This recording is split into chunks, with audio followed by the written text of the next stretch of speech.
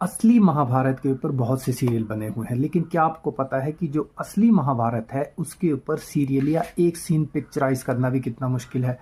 देखिए, जो महाभारत में रथ होते थे उनका साइज काफी ज्यादा बड़ा होता था। महाभारत के समय में जो रथ होते थे वो लगभग आज के जो हमारे कमरे हैं इनके साइज से भी बड़े होते थे। मतलब आप खुद इमेजिन करो कि एक रथ में 50 से लेकर 100 तक धनुष पड़े होते थे, उतनी ही तलवारें और उतनी ही गदा पड़ी होती थी।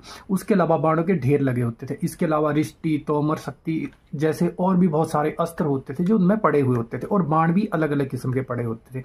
और इसके अलावा जो योद्धा चले होते थे वो इतने ज्यादा बाण यूज करते थे कि उनके पीछे बैल छकड़े लेके बाण ढोने के लिए चले होते थे, और साथ में दूसरे लोगों को लगाया होता था कि जैसे ही उनके योद्धाओं के बाण खत्म हो जाए तो उनको फिर से लोड कर दिया जाए। और इतने सारे अस्त्र शस्त्र इसलिए रखे होते थे कि अगर मान लो किसी योद्धा का एक धनुष दूसरे योद्धा द्वारा काट दिया जाता था तो वो दूसरा उठा लेता था, अगर दूसरा काट दिया जाता तो तीसरा उठाता, तीसरे के बाद चौथा, चौथे के बाद पांचवा, ऐसे बारी बारी उठाता रहता था।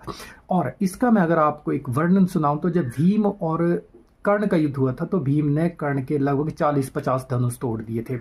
मतलब एग्जैक्ट नंबर मुझे याद नहीं रहा, लेकिन 30 से ज्यादा ही थे। तो जैसे ही कर्ण दूसरा धनुष उठाता वो उसको भी काट देता। तो इतने ज्यादा धनुष उनके रथ में पड़े होते थे कि एक कटता था, एक टूटता था तो वो दूसरा उठा लेते थे। तो आप खुद इमेजिन करो कि वो जो रथ होते थे उनका साइज कितना होता होगा।